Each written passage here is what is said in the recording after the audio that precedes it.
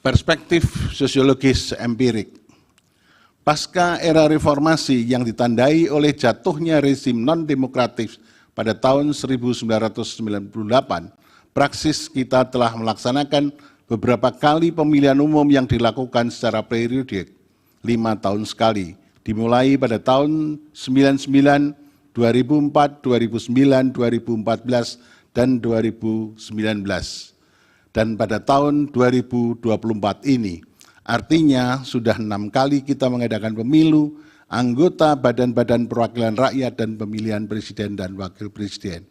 Bahkan pemilihan umum 2024 merupakan pemilihan umum serentak yang cukup kompleks, sebab selain diselenggarakan secara serentak pada hari yang sama untuk memilih calon presiden dan wakil presiden, pemilu juga dilakukan untuk mengisi sebanyak 580 anggota DPR, 2.372 kursi anggota DPRD provinsi, 1.510 kursi anggota DPR kabupaten kota, dan sebanyak 152 kursi anggota DPD pada November tahun 2024, dan akan ada 545 daerah yang menyelenggarakan pemilihan kepala daerah secara serentak untuk memilih pemimpin daerah di tingkat provinsi, kabupaten, dan kota.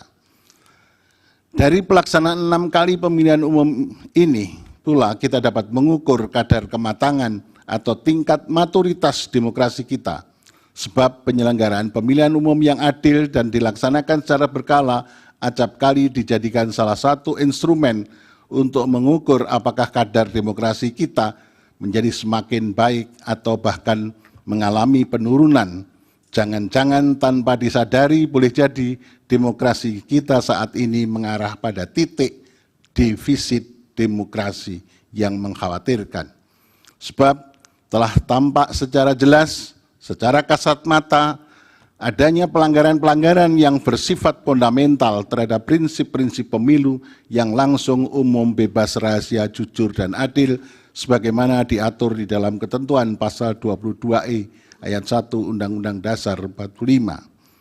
Untuk menilai penyelenggaraan pemilu apakah telah sesuai dengan asas pemilu, saya akan membahasnya dari pendekatan sistem hukum yang digagas oleh Friedman dan saat ini tentunya masih relevan untuk dijadikan rujukan guna melihat konstruksi penyelenggaraan pemilu serentak.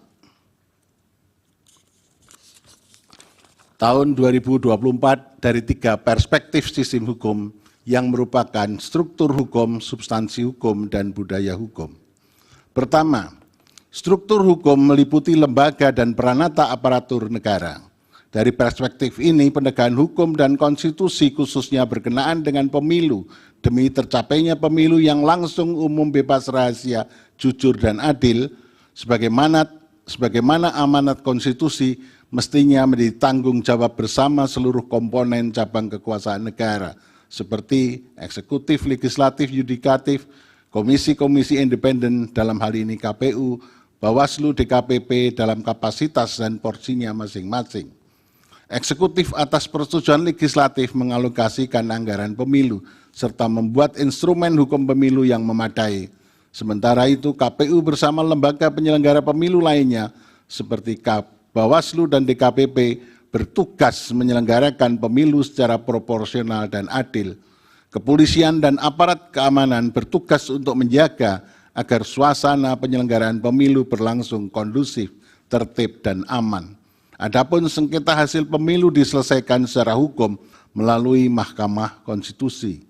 Dalam menjalankan fungsi tersebut, setiap organ negara haruslah tunduk pada prinsip konstitusionalisme yang ditentukan dalam konstitusi dan dipagari oleh prinsip saling mengawasi, saling mengimbangi antar cabang kekuasaan negara hanya untuk memastikan bahwa setiap tindakan, prosedur, dan keputusan yang terkait dengan proses pemilu sejalan dengan hukum konstitusi, sehingga tercipta tujuan bernegara sebagaimana alinea keempat pembukaan Undang-Undang Dasar tahun 1945. Tidak boleh ada peluang sedikit pun bagi cabang kekuasaan tertentu untuk cawe-cawe dan memihak dalam proses pemilu tahun 2024, sebab ia dibatasi oleh paham konstitusionalisme dan dipagari oleh rambu-rambu kompositif, moral, dan etika. Apa yang dilakukan oleh pemerintah presiden dengan segenap struktur politik kementerian dan lembaga dari tingkat pusat hingga level daerah telah bertindak partisan dan memihak calon pasangan tertentu. Tindakan ini secara jelas telah menciderai sistem keadilan pemilu yang tidak termuat tidak hanya di dalam berbagai instrumen hukum internasional, tetapi juga diadopsi secara jelas dalam pasal 22E ayat 1 Undang-Undang Dasar 45 yang mensyaratkan bahwa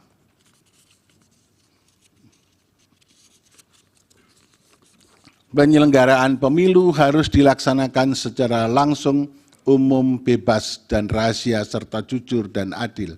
Pada titik inilah pemerintah telah melakukan pelanggaran pemilu secara terstruktur dan sistematis. Kedua, sistem hukum melalui peraturan, norma-norma, dan pola perilaku masyarakat dalam satu sistem. Substansi hukum tidak hanya meliputi peraturan yang tertulis, tapi juga peraturan yang tidak tertulis dan putusan pengadilan. Substansi hukum tidak dapat dipisahkan dari kekuatan politik.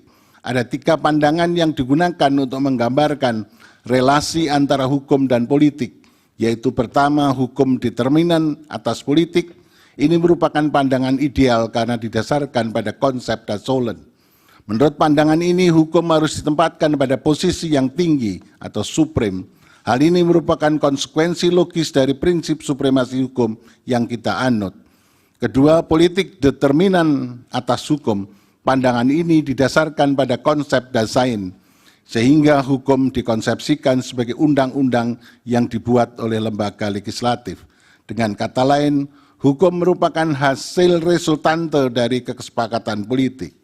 Ketiga, pandangan ini disajarkan pada konsep Dassollen dan Dasein yang mengkonstruksikan antara hukum dan politik tidak ada yang lebih dominan karena keduanya secara simetris saling berpengaruh. Apabila politik ditandai sebagai kekuasaan, maka politik tanpa hukum adalah sewenang-wenang, sedangkan hukum tanpa politik adalah angan-angan dan mandul. Konfigurasi politik amat menentukan karakter produk hukum yang dihasilkan.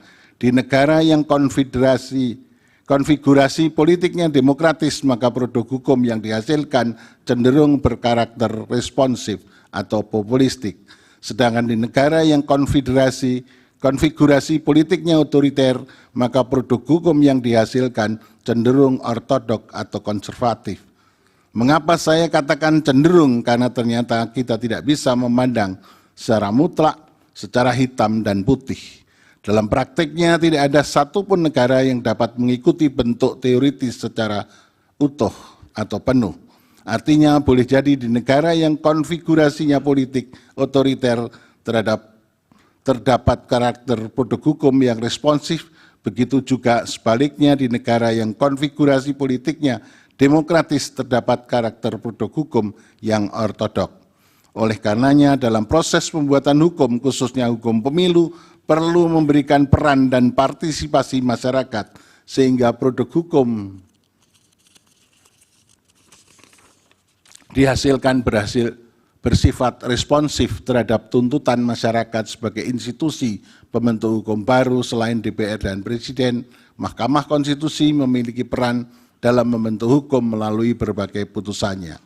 Ketiga, budaya hukum merupakan gambaran dari sikap mental dan perilaku terhadap hukum, serta keseluruhan faktor-faktor yang menentukan bagaimana sistem hukum memperoleh tempat yang sesuai dan dapat diterima oleh warga masyarakat dalam kerangka budaya masyarakat.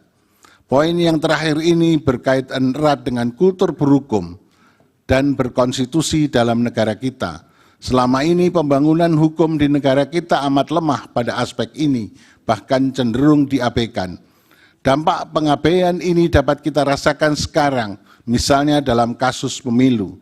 Pasca perubahan sistem pemilu yang semula tidak langsung menjadi langsung, di satu sisi sistem pemilu dan pemilu kada langsung telah memposisikan rakyat sebagai pemegang kedaulatan, memiliki kewenangan menentukan calon pemimpinnya melalui mekanisme pemilihan umum yang langsung, umum, bebas, dan rahasia. Namun di sisi lain, kultur dan mental dalam kondisi yang belum siap tak kalah menghadapi gempuran serangan perlinsos, bansos, bantuan langsung tunai, dan semacamnya yang intensif dengan melibatkan suprastruktur politik tertinggi, yakni pemerintah yang bertindak dan bersikap partisan terhadap pasangan calon tertentu.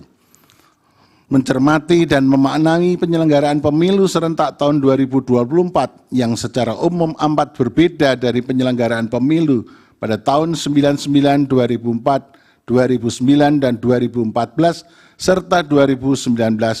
Perbedaan ini terletak pada adanya dugaan intervensi kuat dari sentral cabang kekuasaan eksekutif yang cenderung dan secara jelas mendukung calon tertentu dengan segenap infrastruktur politiknya.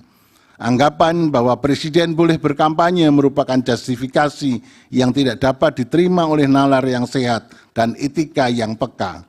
Memang desain politik Undang-Undang 7 2017 tentang pemilu yang membolehkan presiden berkampanye memiliki cakupan ruang yang terbatas, yakni tak kala presiden akan mencalonkan diri kembali dalam kontestasi pemilihan presiden dan wakil presiden untuk kali kedua. Artinya presiden boleh berkampanye ketika posisinya adalah sebagai pasangan calon presiden dan wakil presiden, bukan berkampanye untuk mempromosikan pasangan calon presiden tertentu ataupun yang didukungnya.